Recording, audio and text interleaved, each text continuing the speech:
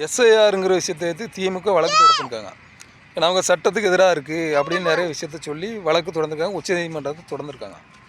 அப்போ இங்கே அதை எதிர்த்து போராடுற விஜய் கட்சிக்காரங்க அதை எதிர்த்து உச்சநீதிமன்றத்தை வழக்கு தொடரணும். ஏன் தொடராமல் இருக்காங்க ஒரு சந்தேகம். இன்னொரு விஷயம், தேர்தல் ஆணையம் இந்தியாவை ஆள்ற பிஜேபி அரசு அது கீழே கட்டுப்பாட்டில் தேர்தல் ஆணையம் மூலம் கொண்டு வரப்பட்டது. ஏற்கனவே எஸ்ஐஆருங்கிற விஷயம் ஒரு தேவையான விஷயம் நிறைய சொல்கிறாங்க. தேவை, ஆனால் இவ்வளோ அவசரமாக எதுக்கு கொண்டு வந்தாங்கன்னு விமர்சனம் நிறையா இருக்குது.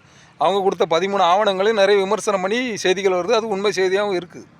இப்போ அதெல்லாம் எதிர்த்து கேள்வி கேட்க வேண்டியது முக்கியமாக அங்கே தான் கேள்வி கேட்கணும். மத்திய அரசு எதிர்த்தும் தேர்தல் விஜய் கட்சிக்காரங்க அதை செய்யாமல் சம்மந்தம் இல்லாமல் இங்கே இருக்கிற லோக்கலில் இருக்கிற தமிழ்நாட்டை ஆள்ற திமுக மட்டும் குறைச்சி விடுறது இதுதான் ஒரு மிகப்பெரிய ஆபத்தான அரசியல்.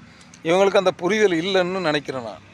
நீங்கள் அதுக்காக போராடினா தேர்தல் ஆணையத்தையும் மத்திய அரசையும் கேள்வி கேளுங்க. கேட்காம திமுக குறைச்சி விடுங்க. திமுக அதுக்கு எதிராக தானே இருக்குது. இப்படி திமுக குறைச்சி விடுங்க. நீங்கள் மத்திய அரசுக்கு முட்டு கொடுத்துக்கிட்டு மத்திய அரசுக்கு ஆதரவாக இருக்கீங்க தான் உண்மை.